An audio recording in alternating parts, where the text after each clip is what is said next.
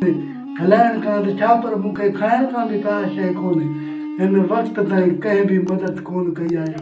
असां अर्ज़ु कयूं था त महिरबानी करे असां मिस्किननि जी मदद कई वञे। और मैं शौर वालों का ही शुक्रगुजार हूँ जो मेरे से मदद करते हैं। मैं बड़ी बड़ी शुक्रगुजार करता हूँ। जो पैसे देने वालों का ही मैं शुक्रगुजार हूँ जो मैं गरीब से मेरे से मदद करते हैं। शऊर वेलफेयर फाउंडेशन एक रजिस्टर्ड इदारा पाकिस्तान भर में फलाही मंसूबों के जरिए इंसानियत की खिदमत कर रहा है। सदकात, ज़कात और अतियात के लिए डिस्क्रिप्शन में फॉर्म का लिंक मौजूद है। अतिया करें और खैर बांटें।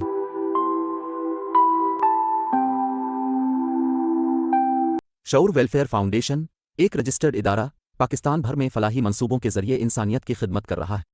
सदकात, ज़कात और अतियात के लिए डिस्क्रिप्शन में फॉर्म का लिंक मौजूद है। अतिया करें और खैर बांटें।